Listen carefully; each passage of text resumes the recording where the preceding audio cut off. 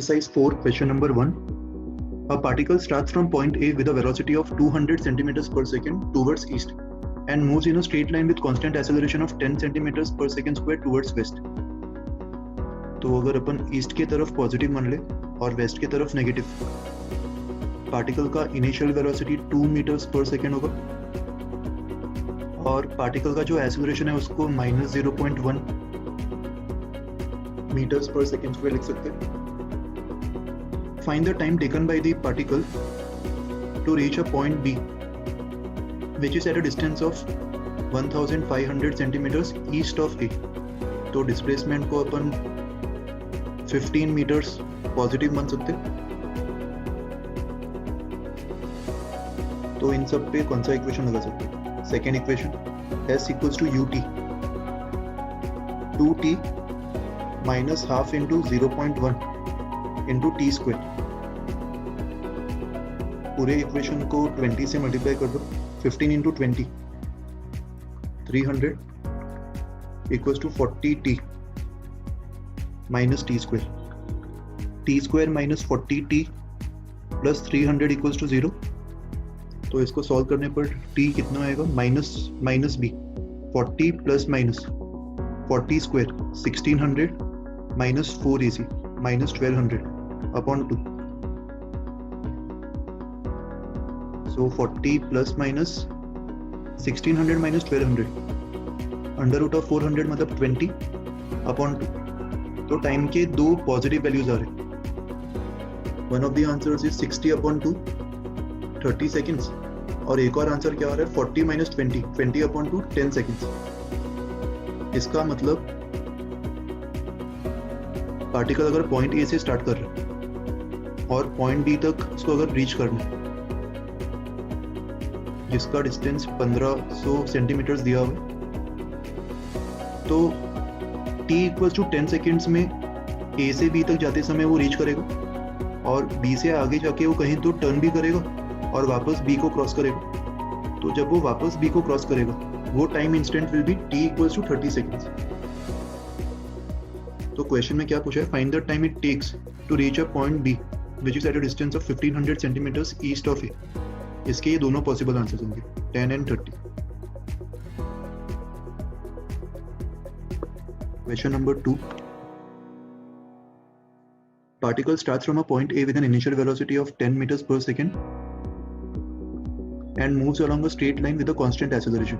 At the instant the particle attains a velocity of 50 meters per second, the direction of its acceleration also gets reversed, but the magnitude of the acceleration remains the same. Find the velocity of the particle when it reaches the point A again. Particle point A से start कर रहा है, initial velocity 10 meters per second और point B तक पहुंचते पहुंचते इसका velocity 50 meters per second हो गया इस तरफ, और A से B तक इसका acceleration राइट की तरफ था, let's say A, और डिस्टेंस AB को S मान लेते. जैसे ही उसने पॉइंट B को क्रॉस किया इसका एक्सेलरेशन रिवर्स हो गया A टुवर्ड्स लेफ्ट. तो जैसे वो पॉइंट B के आगे ट्रैवल करेगा उसका मोशन रिटार्डिंग हो जाएगा. तो आगे किसी तो पॉइंट C पे उससे अपना डायरेक्शन रिवर्स किया होगा और वापस वो पॉइंट B को क्रॉस करेगा. अच्छा, वापस वो पॉइंट B को सेम स्पीड से क्रॉस करेगा ये बोल सकते. वापस जब वो पॉइंट B को क्रॉस कर रहा होगा तब उसका स्पीड 50 मीटर्स पर सेकेंड टुवर्ड्स लेफ्ट होगा और हमें फाइंड करना है कि जब वो वापस पॉइंट A को क्रॉस करेगा इस समय इसका स्पीड कितना होगा. अच्छा, यहाँ पे अगर अपन A से B तक का मोशन देखें, A से B तक के मोशन के लिए हम लोग लिख सकते हैं 50 square equals to 10 square plus 2as. तो यहाँ से 2as कितना आ रहा है? 50 स्क्वायर माइनस 10 स्क्वायर 2400. पहला इक्वेशन. अच्छा, B से C एंड C से अगेन B. इस जर्नी में जब वो वापस B तक पहुंचा होगा उसका वेलोसिटी 50 मीटर्स पर सेकेंड लेफ्ट की तरफ हो गया होगा. अच्छा, इसका रीजन क्या होगा? अगर मैं B से B तक का मोशन देखूं, B से B तक के मोशन के लिए डिस्प्लेसमेंट 0 होगा और इनिशियल स्पीड अगर मैं u मान लूं, फाइनल स्पीड v मान लूं, डिस्प्लेसमेंट अगर 0 है तो v² = u² + 2as.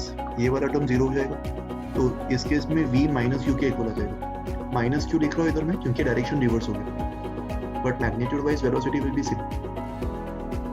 वेलोसिटी का जो मैग्नीट्यूड है वो 50 होगा। तो अभी अगर अपन b से a तक का मोशन देखते और b से a तक के मोशन के लिए, यहाँ पे a से b के मोशन के लिए मैं राइट को पॉजिटिव मान रहा था और यहाँ पे b से a के मोशन के लिए मैं लेफ्ट को पॉजिटिव मान रहा हूँ। तो इनिशियल वेलोसिटी 50 होगा, फाइनल वेलोसिटी एट a ये अपन को फाइंड करना, displacement s and acceleration a towards left, तो ये भी पॉजिटिव होगा। तो यहाँ से अपन को क्या इक्वेशन मिल रहा है, va square equals to 50 square plus 2as and 2as was 2400, so we are getting va square as 50 square 2500 plus 2400 which is 4900. So this will give us va to be equals to 70 meters per second. Okay. Example 3. A bullet enters a thick wooden block with a certain velocity and loses 1/20th of its velocity when it emerges from the opposite face of the block. तो इस block को अपन t thickness का मान लेते।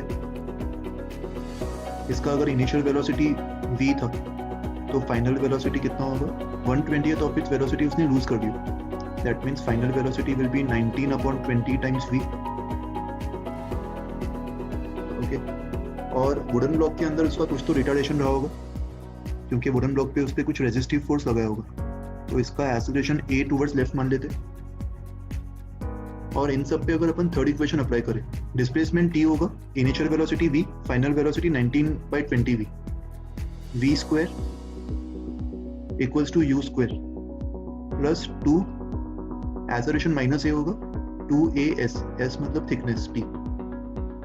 तो यहाँ से 2at किसके इक्वल आ रहा है, v स्क्वायर 1 माइनस 19 का स्क्वायर, 19 का square is 361 upon 400, 400 minus 361 39, 39 upon 400 v square.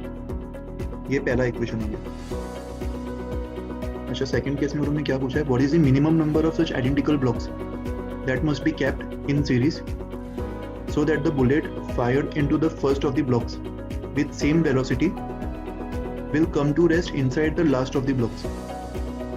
Assume that all the blocks offer the same retardation. अच्छा, तो यहाँ पे अगर मैं assume कर लूँ कि यहाँ पे मुझे ऐसे n blocks लगाने पड़ रहे, तो इस केस में टोटल डिस्प्लेसमेंट जो होगा वो nt होगा और फाइनल स्पीड 0 हो जाएगा। इनिशियल स्पीड अब भी v मानेंगे एंड फाइनल स्पीड को अपन 0 assume करेंगे। तो इस पे अगर अपन थर्ड इक्वेशन अप्लाई करते, 0 square equals to v square minus 2a, displacement will be nt in this case, और अपन को n की वैल्यू फाइंड करनी।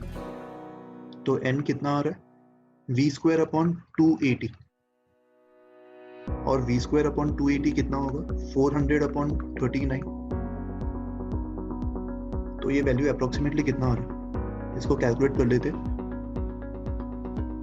ये 10 से थोड़ा सा बड़ा होगा, 10.25, तो मिनिमम अपन को 11 ऐसे ब्लॉक्स रखने पड़ेंगे और 11th ब्लॉक में जाके ये रुक जाएगा। Okay, example 4, a particle starts moving from point A along a rectangular plot via the path shown in the figure. If time taken to reach E, where A is the midpoint of DC, is 0.5 seconds, then the average velocity and average speed of the particle between points A and E. Particle ये वाला path follow कर रहा है और E तक पहुंचने के लिए जो टोटल टाइम लग रहा है वो दिया हुआ 0.5 सेकंड्स। एवरेज स्पीड कितना होगा, एवरेज स्पीड का फॉर्मूला होता है total distance upon total time. Total distance कितना होगा, 6 + 4 और E मिड पॉइंट दिया हुआ है तो +3 upon total time upon 0.5, 13 upon 0.5, 26 meters पर सेकेंड। ये इसका एवरेज स्पीड होगा। And average velocity is total displacement upon total time. इस केस में डिस्प्लेसमेंट क्या होगा, ए से ई तक डिस्प्लेसमेंट मतलब ये लेंथ 4 है और ये लेंथ 3 है, तो डिस्प्लेसमेंट अपन 5 मान सकते हैं। तो average velocity will B total displacement 5 upon time 0.5 10 meters per second.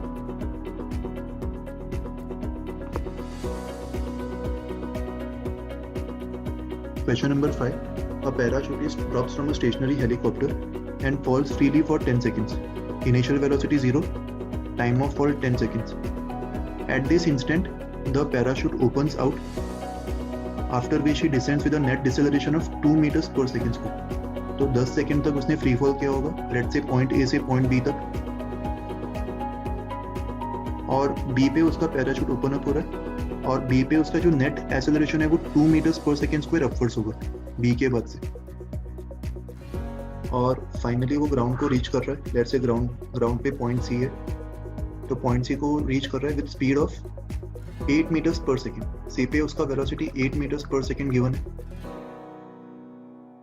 इस इंफॉर्मेशन से अपन को फाइंड करना है कि उसका टोटल हाइट इनिशियली कितना रहा होगा जिस हाइट से वो गिरा। ओके, तो अगर इसका अपन ए से बी तक का मोशन एनालाइज करते, ए से बी तक के मोशन के लिए डिस्प्लेसमेंट नहीं पता, ए से बी तक के मोशन के लिए खाली इनिशियल वेलोसिटी पता है 0 और टाइम पता है 10 सेकेंड्स। तो बी पे इसका कुछ तो फाइनल वेलोसिटी आया होगा, बी पे इसका वेलोसिटी अगर अपन v मान लेते तो b से लेके c तक के मोशन के लिए वो इनिशियल वेलोसिटी होगा। तो पहले b से लेके c तक का मोशन को एनालाइज करते, assuming downwards positive. Initial velocity क्या होगा, इसको vb मान लेते, तो इनिशियल वेलोसिटी vb होगा downwards. Final velocity 8 meters per second दिया होगा, और रिटार्डेशन दिया होगा -2 meters per second. डाउनवर्ड्स को पॉजिटिव माना है तो अपवर्ड्स नेगेटिव होगा।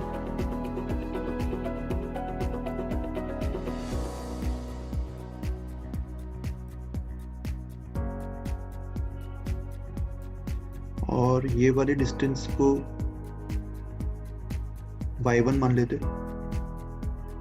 Which is unknown. तो यहाँ पे अपन को इसका वेलोसिटी एट पॉइंट बी भी नहीं पता और डिस्प्लेसमेंट y1 भी नहीं पता, दो अननोन से। तो बी से सी तक अपन डायरेक्टली कोई भी इक्वेशन अप्लाई नहीं कर पाएंगे। तो इस मोशन को सॉल्व करने के लिए पहले ए टू बी का मोशन अपन को चेक करना चाहिए। ए से बी तक के मोशन के लिए इनिशियल वेलोसिटी 0 पता है, एक्सेलरेशन g डाउनवर्ड्स और टाइम 10 सेकेंड्स पता है।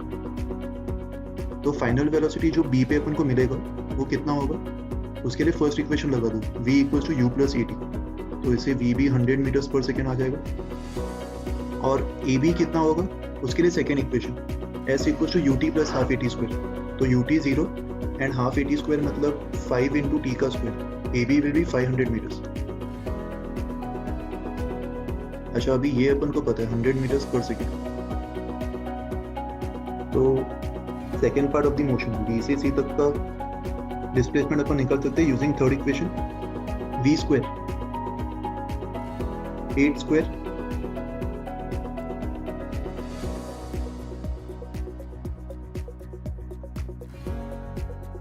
इक्वल्स टू u स्क्वायर 100 का square -2 into a into s y1। ये डिस्प्लेसमेंट को अपन ने y1 मान लिया, तो क्या आ रहा है इससे 64 -100 का स्क्वायर अपॉन 4।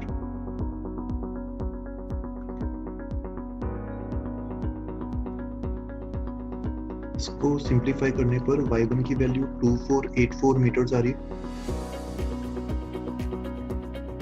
तो टोटल हाइट h कितना होगा, ये 500 आया था और ये 2484, तो 500 + 2484 2984, ये फाइनल आंसर होगा।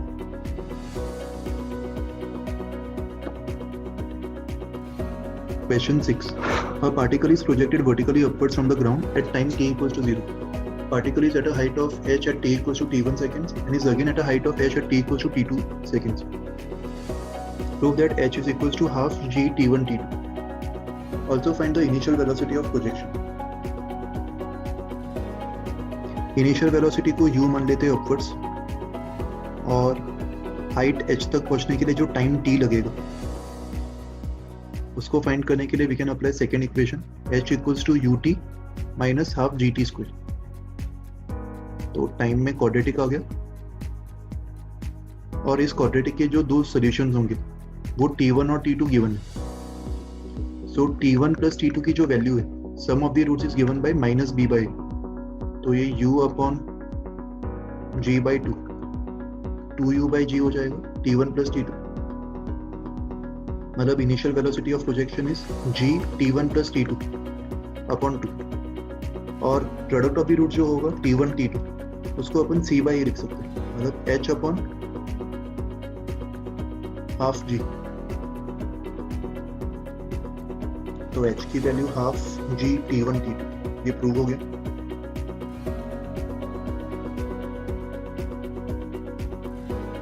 Question number 7. From the foot of a tower 90 meters high, tower का height 90 meters given है,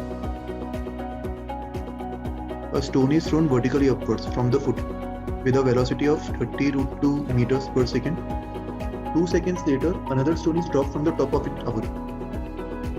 तो t equals to 2 seconds पे यहाँ से एक और stone को अपन drop कर रहे हैं. This stone collides with the first stone after a certain time interval. Find when and where the two stones meet. इसको अगर मैं t equals to 0 मान लूँ, t equals to 0 time instant पे इसको अपन ने ऊपर की तरफ फेंका. Let's say this is stone 1 and this is stone 2. और फाइनली अगर मैं अज्यूम कर लूँ कि वो लोग किसी पॉइंट A पे मीट कर रहे हैं, ये डिस्टेंस को x मान लो, तो ये वाला डिस्टेंस 90 माइनस x होगा, राइट? और दोनों स्टोन्स के लिए पैरामीटर्स नोट कर लेते हैं. स्टोन ए का अगर मैं total time of journey t मानूं, स्टोन बी को 2 सेकंड के बाद रिलीज किया था, स्टोन बी के लिए जो टाइम है वो t माइनस 2 होगा, assuming upwards positive and downwards is negative. Stone A का इनिशियल वेलोसिटी 30√2, स्टोन ए का displacement 90 minus x upwards is positive, and acceleration of stone A is g downwards minus 10. वैसे stone B का जो velocity होगा initially that is 0, stone B का displacement x downwards तो minus x, and acceleration g downwards तो minus 10. दोनों के लिए सेकेंड इक्वेशन अप्लाई कर दो.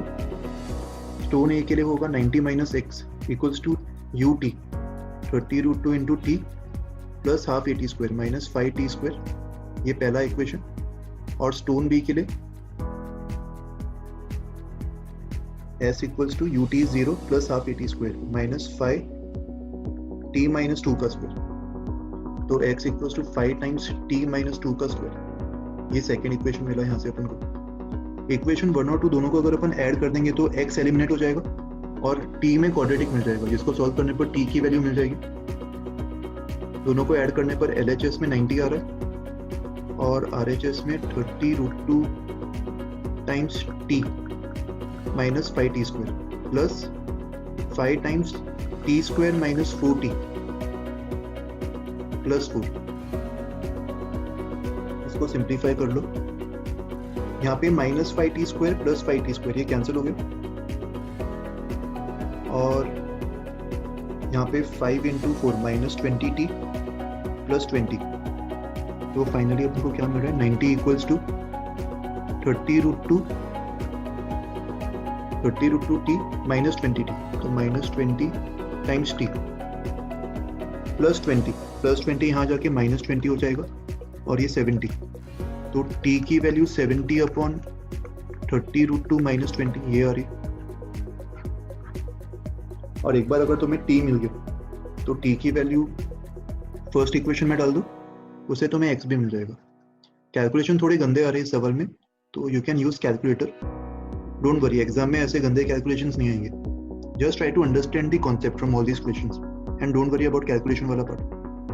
तो कैलकुलेटर यूज करके you can verify the answer. Okay, question number 8. From an elevated point A, a stone is projected vertically upwards. In course of its motion, velocity of the stone at a distance h below a is double of its velocity at a height of h above a. तो इसको अगर मैं a मानूं, मान लो यहाँ से stone को project कर रहे, ये h हाइट अबाव a है, इसको पॉइंट b मान लेते, और h हाइट बिलो a को पॉइंट c मान लेते, and stone is projected vertically upwards from point A पे इसका वेलोसिटी u मान लेते वर्टिकली अपवर्ड्स, और यहाँ पे अपन को ग्रेटेस्ट हाइट फाइंड करना है अबाव a, तो ग्रेटेस्ट हाइट फाइंड करने के लिए u निकालना होगा। तो a से b तक के मोशन के लिए b पे अगर इसका वेलोसिटी मैं v मानूं, तो c पे इसका वेलोसिटी 2v डाउनवर्ड्स होगा। a से b तक के मोशन के लिए थर्ड इक्वेशन अप्लाई कर दो, v square equals to u square assuming upwards to be positive, v square equals to u square minus 2gh, right. और a से c तक के मोशन के लिए क्या मिलेगा, 2v स्क्वायर, 2v का whole square equals to u square assuming upwards positive, तो प्लस 2 एक्सेलरेशन माइनस g होगा एंड डिस्प्लेसमेंट माइनस h होगा। तो यहाँ से अपन को क्या मिल रहा है, 4v square equals to u square plus 2gh। ये दो इक्वेशंस हैं, इन दोनों इक्वेशन से अपन को v एलिमिनेट करना है और अपन को u फाइंड करना है। तो पहले इक्वेशन को 4 से मल्टीप्लाई करो और दूसरे इक्वेशन से सब्ट्रैक्ट कर दो। पहले इक्वेशन को अगर मैं 4 से मल्टीप्लाई करूंगा तो दोनों इक्वेशंस का LHS सेम हो जाएगा, तो दोनों के RHS को भी अपन इक्वेट कर सकते हैं। That means 4 times u square minus 2gh, या फिर तुम ऐसे भी सोच सकते हो कि we are substituting the value of v in this equation, v square is u square minus 2gh, so 4 times u square minus 2gh equals to u square plus 2gh। 4u square minus u square will be 3u square minus 8gh plus 2gh, ये 10gh हो जाएगा। तो u square की value 10gh upon 3 आ रही, और h max का formula क्या होता है, u square अपॉन 2g, तो u square upon 2g 5h by 3 prove हो गया। यही प्रूव करना था अपन को। Okay, question number 9th, a person sitting on the top of a tall building is dropping balls at regular intervals of 1 second. Dropping मतलब ball का initial velocity 0 होगा। Find the positions of the third, fourth and fifth balls with respect to the top of the building when the sixth ball is being dropped. अच्छा, तो जब यहाँ से sixth ball drop किया जा रहा होगा, तो फिफ्थ बॉल ऑलरेडी 1 सेकेंड के लिए फॉल कर चुका है, फोर्थ बॉल ऑलरेडी 2 सेकेंड के लिए फॉल कर चुका है, एंड थर्ड बॉल जो है वो ऑलरेडी 3 सेकेंड के लिए फॉल कर चुका होगा। और इन तीनों बॉल्स का अपन को पोजीशन निकालना, और तीनों बॉल्स के लिए इनिशियल वेलोसिटी 0 होगा और g 10 दिया होगा। तो थर्ड बॉल का हाइट ऑफ ड्रॉप क्या होगा, इसको h3 मान लेते। This will B ut plus half at square, half into g 10 into t square, इसके लिए t 3 होगा, तो 5 इंटू 9 45 मीटर्स। वैसे ही सेकेंड बॉल का जो हाइट ऑफ ड्रॉप होगा वो कितना होगा, हाफ इंटू 10 इंटू इसका टाइम ऑफ फॉल 2 सेकेंड्स, तो into 2 square into 4, so this will be 20 metres. And third ball का जो, सॉरी यहाँ पे सेकेंड बॉल नहीं है, ये फोर्थ बॉल होगा। और वैसे ही फिफ्थ बॉल का जो हाइट ऑफ फॉल होगा उसको h5 मान लेते। That will be simply half into g into T square, उसके लिए t की वैल्यू 1 होगी, तो ये 5 मीटर्स आ जाएगा। सो 45 20 एंड 5 मीटर्स, ये इन तीनों बॉल्स की पोजीशन होगी। Question number 10, a steamer moving in a river takes m seconds to go a meters downstream. अच्छा, जब वो डाउनस्ट्रीम जा रहा होगा, स्टीमर का अगर मैं रिलेटिव वेलोसिटी कुछ मान लूं, लेट्स से स्टीमर का relative velocity with respect to river is u, and river का खुद का वेलोसिटी v है, यूएस और यूआर मान लेते हैं। स्ट्रीमर का velocity u s with respect to river and river का वेलोसिटी यूआर। तो जब वो डाउनस्ट्रीम जा रहा होगा उस समय उसका effective velocity u s plus u r हो जाएगा, एंड डाउनस्ट्रीम जाते समय उसको m सेकेंड्स लग रहे a मीटर्स ट्रेवल करने के लिए। तो effective velocity into time will be equals to distance a, और अपस्ट्रीम जाते समय इसका इफेक्टिव वेलोसिटी होगा यूएस माइनस यूआर, और अपस्ट्रीम जाने के लिए इसको n सेकेंड्स लग रहे to travel the same distance a। ये सेकेंड इक्वेशन, और इन दोनों इक्वेशन से अपन को यूएस और यूआर फाइंड करना। Find the speed of the river and speed of the steamer with respect to the river. तो साइमल्टेनियसली इनको सॉल्व कर सकते हैं। ये m को यहाँ पे डिवाइड कर दो और ये n को भी यहाँ पे डिवाइड कर दो, दोनों इक्वेशंस को ऐड कर दो। So 2us will be equals to a m plus n upon mn। तो यूएस की वैल्यू मिल गई a/2 m plus n upon mn। वैसे अगर इनको सब्ट्रैक्ट किया होता तो 2ur would have been a 1/m minus 1/n, which is n minus m upon mn. So river का velocity will be equals to a/2 n minus m upon mn.